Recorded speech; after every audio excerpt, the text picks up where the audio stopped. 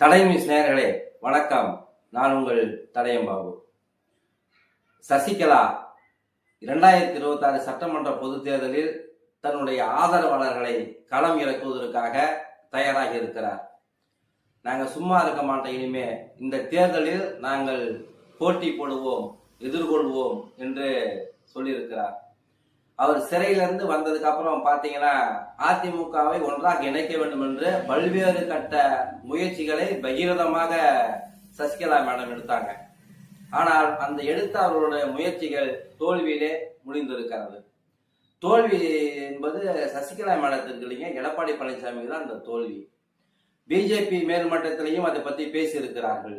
இருந்தாலும் கூட எடப்பாடி அவர்கள் அதில் எதிரையும் காதில் வாங்கி கொள்ளாமல் தான் எடுத்ததான ஒரு முடிவு என்கின்ற கூட இருக்கிற ஒரு 5 மாஜி அமைச்சர்களுடைய பேச்சை கேட்டுக்கொண்டு தன்னுடைய அரசியல் எதிர்காலத்தை அஸ்தமாக்கக்கூடிய முயற்சியிலே தற்போது அவர் ஈடுபட்டு இருக்கிறார்.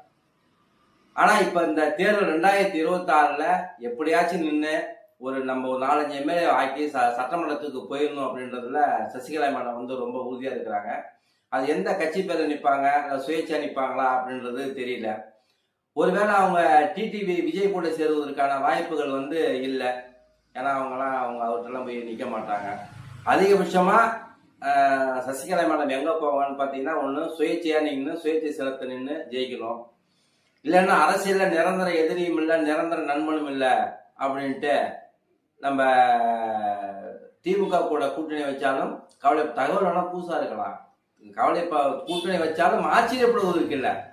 ஏன்னா அவங்க ஆதரவாளர்கள் ஒரு 5-6 பேர் சட்டமன்றத்துக்கு போனா ஏதோ ஒரு தோல்ல உட்காந்தாலும் ஆகணும். அதனால அவங்களுக்கு வேற வழி கிடையாது. இல்லைன்னா இன்னொன்னு, பிஜேபி கூட டையப் வச்சுக்கிட்டு பிஜேபி ஆதரவோட அவங்க நிக்கலாம். இப்ப அதுக்கடையில பாத்தீங்கன்னா எடப்பாடி பழனிசாமியினுடைய ட்ரெண்டு தான் இன்னைக்கு ரொம்ப மோசமா போயிட்டு இருக்கு.